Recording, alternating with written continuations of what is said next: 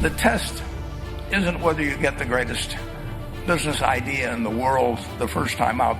The test is whether you keep learning as you go along what your strengths are and what you can do for your customers, what you can bring especially to the party. Okay, so delighting your customers is really important. How do you actually do it? My specific advice is you don't have to look the part. I mean, I certainly never have, right? You don't have to sound the part. You just have to find a way to put your customers in a position to succeed and good things happen. Rise and shine, it's Espresso time. What's up, Believe Nation? It's Evan. My one word is believe, and I believe in you. I believe you have Michael Jordan level talent at something, and I want you to find it, embrace it, and use it to make a difference. So let's start your day off right together. Grab your coffee and sip on today's message: delight customers. Over to you, Warren Buffett. I wake up every morning. Espresso keep me going. I wake up every morning. Henry Ford, as you may know, failed twice before he started the Ford Motor Company in 1903. I mean, the test isn't whether you get the greatest business idea in the world the first time out. The test is whether you keep learning as you go along what your strengths are and what you can do for your customers, what you can bring especially to the party. And to do that, you need a genuine desire day in, day out to delight the customer. I've never seen a business, and I've seen a lot of businesses, but I've never seen one that delights the customer that doesn't succeed. I mean, what you want is that customer the next day when they think, do I want to rent a car or do I want to buy some furniture? What goes through their mind? You know, it's the place where they've had a great experience. I don't know what I paid for this tie. Actually, probably if somebody gave it to me, but for the purposes of this speech, I will say I have no idea. But or the shirt I'm wearing, or this, but I do know. I will remember how I was treated when I bought it. I mean, you long forget about the price, but you never forget whether you had a good experience or a poor experience with the purchase experience. This is a fantastic clip. I've watched a lot of Warren Buffett content, and I've never heard him talk about delighting customers before. And so I'm really glad he's bringing it up, because I think too many entrepreneurs focus just about the business model. They focus about how they're going to make money. They focus on revenue targets and profit targets, and they're thinking about the customer as their next suit as they're walking in the door. Where if you focus on the customer winning, then you will win. If you focus on the customer having a great experience and feeling just immensely satisfied when they walk out of your store, then you will win. I just launched a new course on my website called 254, where the idea is for 254 days, I will send you a video around confidence that every single morning, if you watch the video, you will get more confidence. So it's 30 seconds to 5 minutes every single morning. Not a huge time commitment, and a pretty big benefit if you're going to actually be more confident by the end of it. It works. I was on a hangout with some friends of mine, entrepreneurs, telling them what I was up to and really proud about my idea, but wanting feedback. How do I make this better? And so many of their feedback was around the business model. Well, if you collect email addresses, here's where you can sell them. And if you make affiliate deals with other companies, then you can make a lot more money by doing this. Like, I don't care about any of that stuff. I don't want to talk business models at all. If the customer is happy, if you guys are loving the videos, I will win. There's lots of ways for me to make money. There's lots of ways for me to win. That's not what I'm focused on. Help me make the experience for the audience as good as possible, so that when you see that email come in every single morning, you are happy. You want to click on it. You want to open it. You miss it if that email didn't come that morning, if it went to spam. A bunch of you already wrote to me about that. If the email did not come through, check your spam, because it is coming every day. My goal is to make the experience amazing for the people coming and feeling confident every single day. If I do that, then I win, because you are winning. Same thing for my YouTube channel. If I make great content that people enjoy and want to come back to, want to subscribe, there's a million ways that I can win with that. I'm not worried about the business model, how much money I'm making in the short term. What I care about is that you guys are getting value. And so if you could switch it, I'm not saying money is not important. It is. The business model's insanely important. I think in business models. I love business models. It's how I get off. It's amazing. I get high on business models. It's the best. It's just not number one. Believe is number one. The value is number one. Caring about the customers. You guys having a fantastic experience. And if I've let you down with the quality of my content, then I deserve to lose.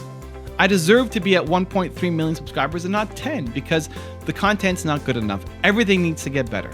Okay, so delighting your customers is really important. How do you actually do it?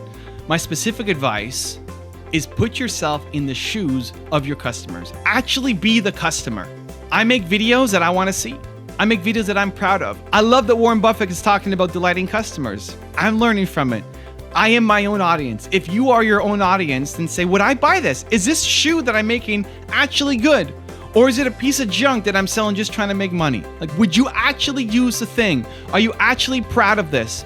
Put yourself in your customer's shoes. Go through the entire experience and say, was this amazing? It's actually not that difficult. It's just a mindset shift of putting the customer first and everything else afterwards. The money's important, the business model is important, the profit is important, revenue streams are important, all of that is important. But what's more important is the customer, is the experience, is word of mouth marketing that you're gonna get because of it. It's just the right thing to do. If people love what you do, your business will win, period, end of story.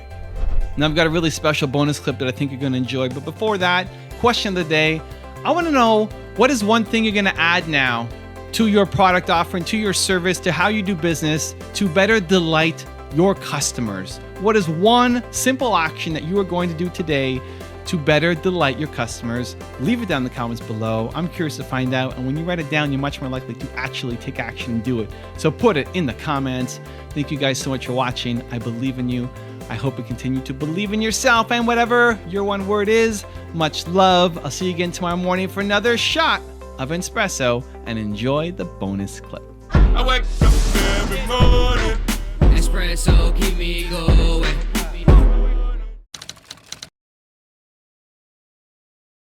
Everybody's got ideas, that's the easy part. But customer, sale, customer happy, yes or no? Sale, customer happy, yes or no, right? Sale, because everything just feeds that, right? Everything else is noise. And part of that though, so there is a part B to that, right? Because one tenet of good business is always listen to your customers, right? You always want to listen, but you don't always want to do what they tell you, right? Because the customer's job is to make their company successful, right? And when they tell you what they need and when they tell you what they want, they're typically thinking about the right here and now. They're not thinking about your potential competitors. They're not thinking about the future of your organization. So you have to also innovate. You have to differentiate. So you have to be out here innovating, differentiating, understanding, how you fit within your industry and how you can get ahead. But then you have to turn that into sales, customers, customer happiness. And so if you can execute on those things, things typically work out well. It's not, well, my office is pretty. My office always looks like crap, right? I mean, our offices now, we have these Vera desks everywhere. I'm not, you don't have to look the part. I mean, I certainly never have, right? You don't have to sound the part. You just have to find a way to put your customers in a position to succeed and good things happen. This is a huge mistake that people make in marketing, that so many newsletters are me. What am I thinking? Like, come look at me. Hey, I'm at an event. Hey, buy my And whenever we sit and write the newsletter, we're thinking about what is the most valuable thing because somebody has actually invited us into their inbox. And that is a critical question in marketing that most people are not asking themselves. They're spamming people and they're doing only shit that's about them. And they're not thinking about, well, why does somebody subscribe to me? And when we write that newsletter, and it's why it is so incredibly successful and why people love it, we're always thinking about, does this interest or help or entertain the person that's reading it? And, anytime that it turns out to be too much of us talking about us, somebody on the team catches it, thank God.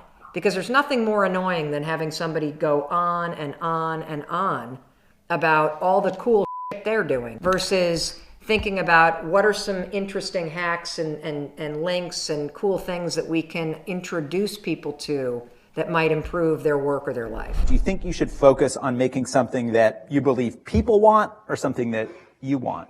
I definitely think I would focus it should be on something that people want. But I think the nuance on this is you shouldn't. There's always a question whether you're making the judgment or you're taking some survey of people to make the judgment. And so I'm very much in the Steve Jobs camp of you want to have like this ESP link to the population at large and understand what they want better than they understand themselves. And I take the view that people don't generally know what they want. And so if you ask them surveys, if you do market studies, you will not actually get the right answer. And so there is something about sort of this inspired, figuring out a very inspired intuition about what the world as a whole wants. If you tell yourself a story long enough, you start to believe it. And once you believe it, you act like it. I have tussled with a whale, I done handcuffed lightning, throw thunder in jail.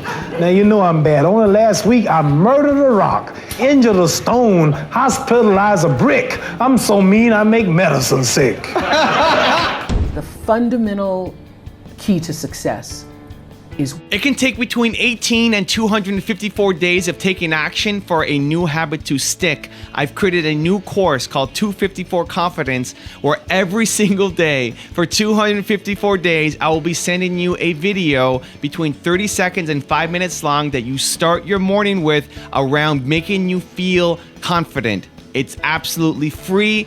Check out the link in the description below to get access.